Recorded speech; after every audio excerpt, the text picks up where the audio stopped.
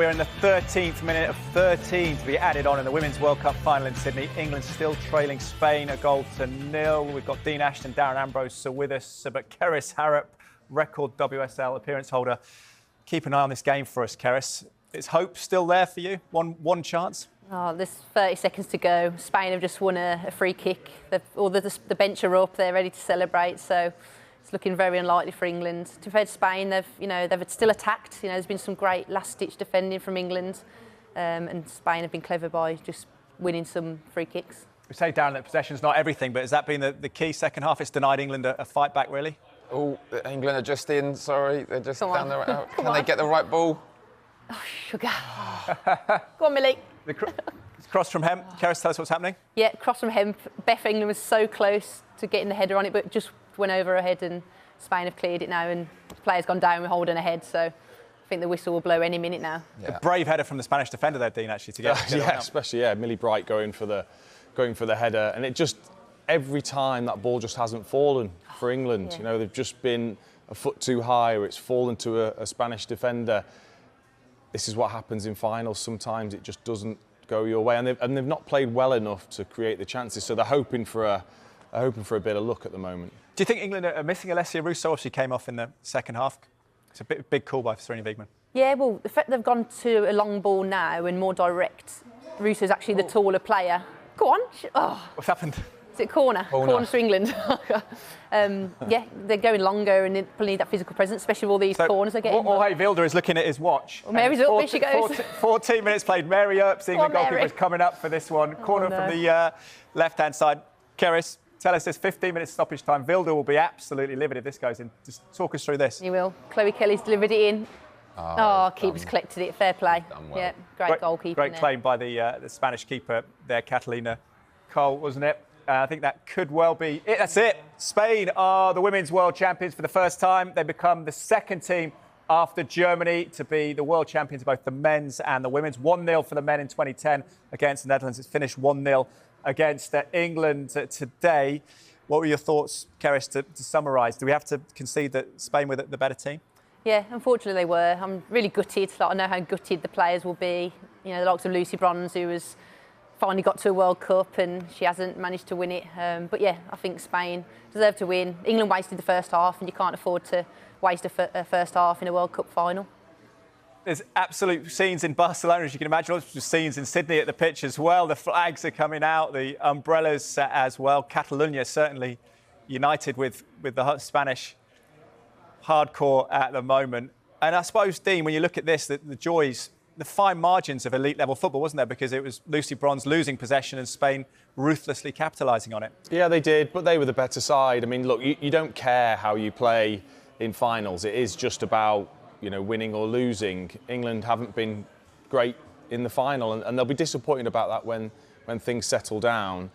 And ultimately, I was so impressed with Spain, got to say, in such a pressurised game, to have the control that they did was very, very impressive. Darren, what about these England fans? I suppose we can empathise with that down the years on the men's side of things, the heartbreak of this. It's going to be a tough afternoon for a lot of fans, but I suppose it emphasises as well how important this Lionesses team has been to them. Absolutely, yeah. There's going to be devastation along all the box parks and everywhere around England, because England have just lost the World Cup final, and I agree. Spain thoroughly deserved this. They were the better side on the day. Unfortunately, England picked this moment to probably have their worst performance of the tournament, which will be gutting for Sarina Wiegman as well, but they'll come again. This has been a successful tournament. They've won the Euros, got to a World Cup final. It's been successful. Yeah, dejection in Manchester there we're seeing as well, and some pictures elsewhere. I think there was a Hastings Pier. People were sort of still cheering, trying to enjoy their Sunday after trying to raise their spirits a little bit. Kerys, what were your lessons today? Obviously, England are the European champions. They beat Spain at the Euros, but do you have to credit the Spanish technical approach and the execution of it?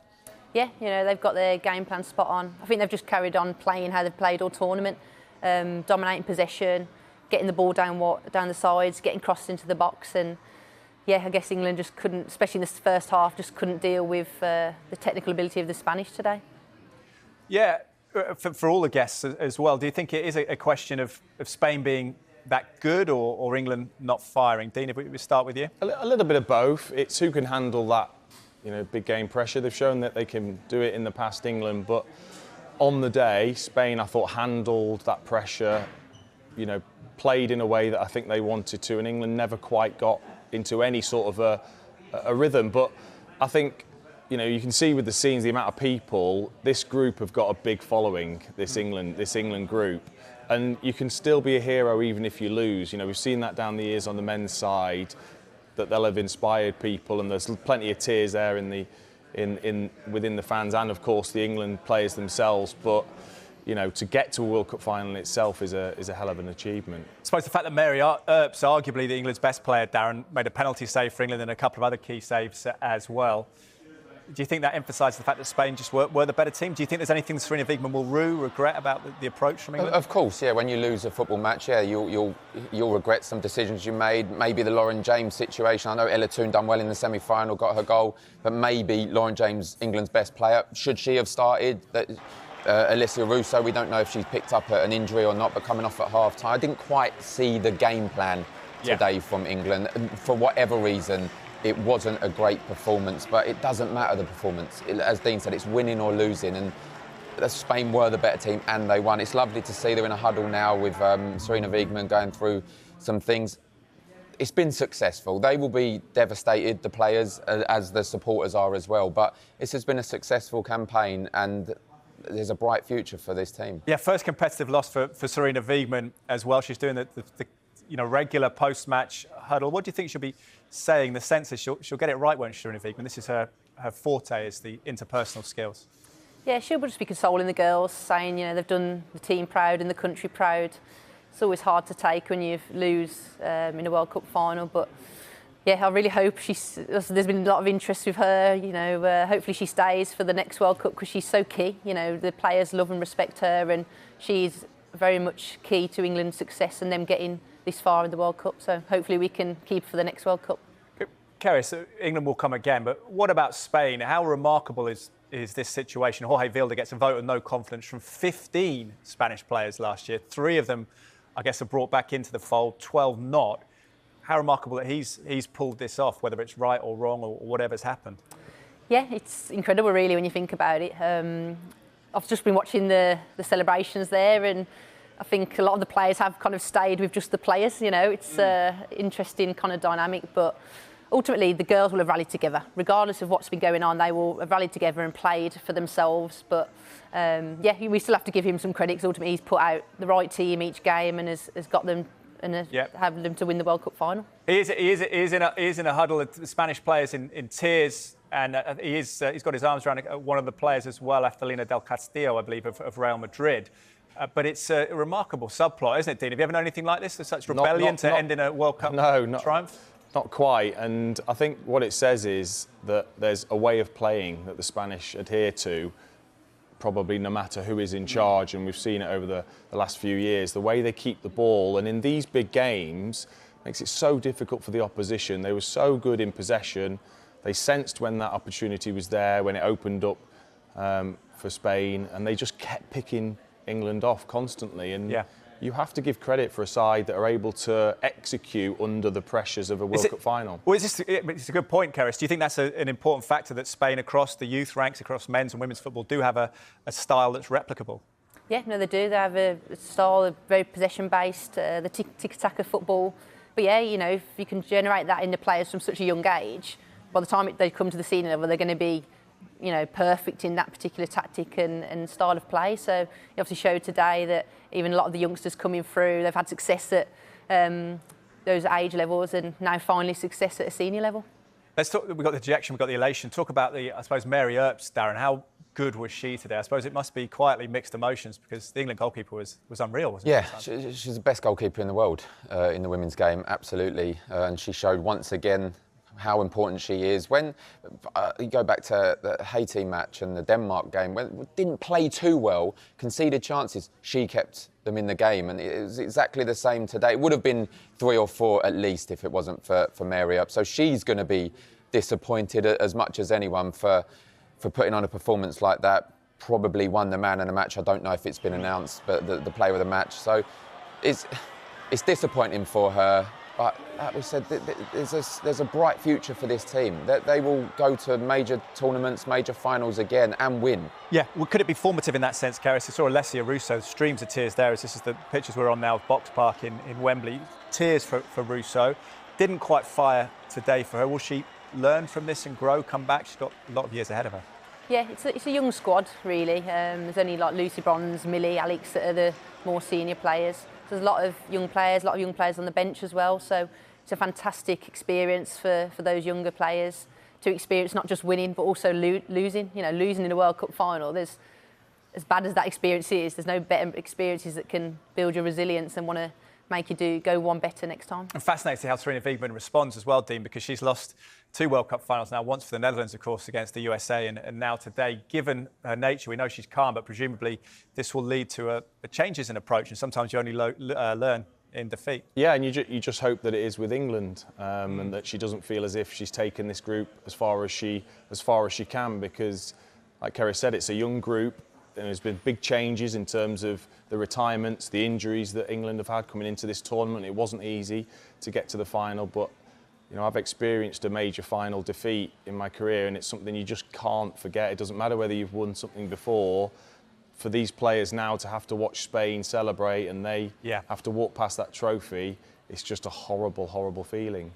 What's your read on it, Karis? Have you got any fears that Wiegman might move on? She said to us in the week on Sky Sports News that she is committed to the 2025 contract. I think she'll stay true to her word and she'll stick with England. You know, we've mentioned already that she's lost 2 World Cups with England, so with England and the Netherlands. Maybe it will be third time lucky that she wins a World Cup, we'll see, and hopefully it will be with the England national team. Who are the players out there that you feel the most for, that maybe this was last opportunity to win a World Cup? I know Rachel Daly's still very athletic, but in her 30s now. Yeah, well, Lucy Bronze, I mentioned earlier, she's obviously above 30, but she's definitely got the athletic ability to last for another World Cup. The likes of Mary, who I've played with before, it's just so gutting. I'm just watching the pictures now and seeing Alex's tears. It's so sad. They had such high hopes and expectations. So hopefully those players will continue to stay on just for their experience. Who are your heroes of this tournament will stand out? Alex Greenwood with a remarkable performance, we said, with the Terry Butcher-style head bandage today as well. Yeah, Alex herself has had a standout tournament. My old Birmingham teammate Jess Carter has been fantastic for her debut World Cup, and I think she's took it all in her stride. Obviously Lauren James as well had a big impact, and also Lauren Hemp. So yeah, quite a few players that have stood out, but unfortunately not in today's game. And it's sense of the impact on British culture. Presumably it's nonetheless, even with the defeat, the whole nation's been captivated by this, and those players will still be household names. Yeah, they will, absolutely. The Lionesses now have got a fantastic following off the back of the Euros especially, but even just getting to the World Cup final now. So hopefully those fans will come down and support Women's Super League games and also the Championship games as well, and see these stars week in, week out when the season starts in October. Is that the key for you? Is it WS attendances in October, or is it young girls watching this and getting involved and getting inspired? It's both. I think definitely after the Euros that kind of legacy started, and there's a lot more girls now participating in football. But for us as players, there's nothing better than having those big crowds and having those people to impress and perform in front of week in, week out.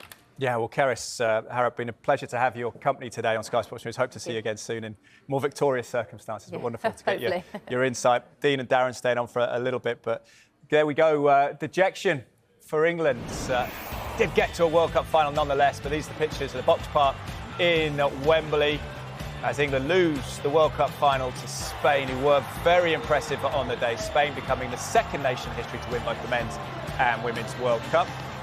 Victoria Park in East London now pretty deserted. People streaming out, ready to enjoy the rest of their Sunday, hopefully recover on the rest of their Sunday from the dejection of England under Sarina Wiegman. Another fairy tale all the way to the final in Sydney has ended in defeat. Though we'll have more on Sky Sports News throughout the afternoon here on Soccer Sunday. Reaction to that, the final score from Sydney: Spain 1, England 0. More to come.